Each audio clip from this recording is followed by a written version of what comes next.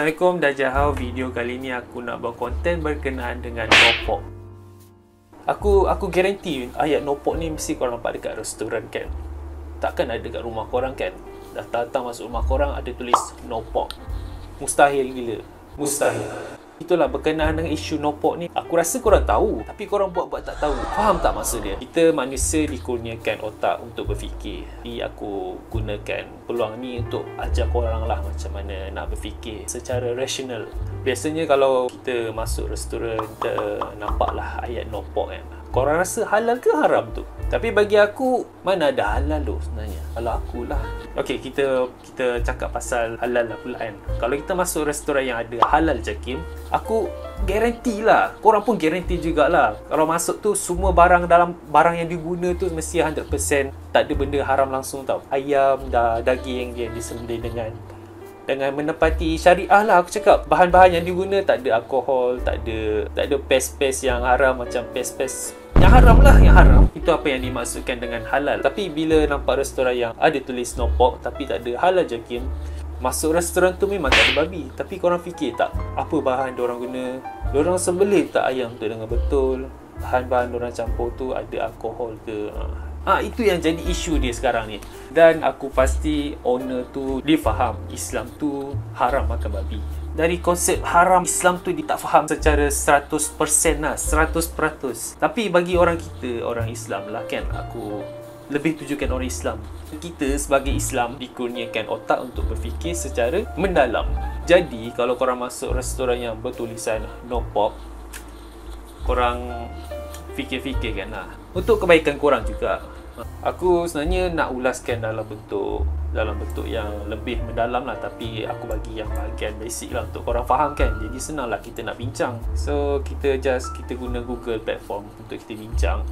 Okay, jadi kalau korang tak tahu pasal ni, korang boleh search lah. Korang type je no pork dekat search engine. Kalau korang search no pork kat sini kan, korang boleh nampak macam-macam dekat sini. Ada yang keluaran daripada Sinar Harian, ada juga explains the difference between halal in pork free.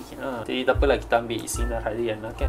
Daripada ayat pertama dia pun dah tulis, sesetengah restoran tidak menjual makanan haram atau dalam erti kata lain tiada khinzir. Namun ia masih diraugi kerana pengusaha memamerkan papan tanda no pork atau pork free.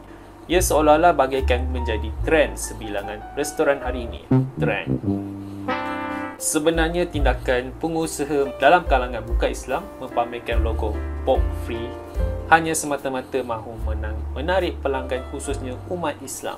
Jadi kita kena faham, kita duduk Malaysia ni majoriti ialah agama Islam. Kalau korang fikir baliklah, dorang bisnes ni, dorang sebenarnya nak profit je, nak untung. Jadi dorang akan guna advantage ni untuk sebarkan lagi dorang punya bisnes dorang. Jadi dorang yang untung, kita pula dapat dosa. So faham-faham lah korang.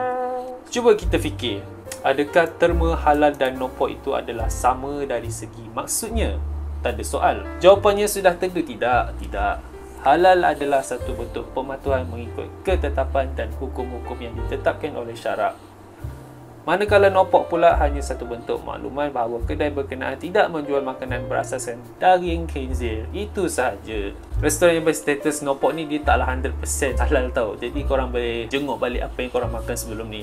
Korang jangan risau, bukan korang seorang je. Aku pun pernah juga alami benda ni. Sejujurnya lah, 2 kali lah aku makan, tapi aku tak beritahu lah restoran mana. Dah kali kedua tu aku fikir lah kan. Aku fikir no pork ni, kenapa restoran ni tulis no pork? Kenapa diorang tak mohon halal jakim untuk diorang check kat restoran diorang sama ada diorang ni 100% halal ataupun cuma tak ada babi je. Aku pun fikir lah, kita ada otak, fikir lah kan. Takkan tak nak fikir, rugilah kan. Kalau tak, apa beza kita dengan binatang? Betul tak? Kita kena jadi lebih daripada tu. Kesimpulannya pula, restoran yang berstatus no pork ni dia cuma tak ada babi lah. Tak ada daging babi, tapi dia guna bahan-bahan yang tidak sepatutnya lah, ataupun yang haram. Kita bukan tak tahu, tapi saja-saja buat tak tahu. Macam korang buat tak tahu dekat Tuhan korang. Macam korang buat tak tahu dekat Tuhan korang. Time susah baru sibuk nak cari. macam itulah apa yang aku maksudkan lah. Aku faham nak cari restoran yang ada halal jakim ni memang susah sikit lah. Lepas tu kalau ikutkan, kita memang suka sangat ikut trend. Termasuk aku sekali lah, bukan korang kan. Jadi kalau boleh kita tahan lah buat sementara waktu kan. Kalau kita tahan kat dunia, dekat akhirat sana nanti, kan syurga lah sebenarnya kita. Syurga kita boleh minta macam-macam. Betul lah. So kat dunia ni hanya ujian lah untuk kita. Trend tu pun satu ujian.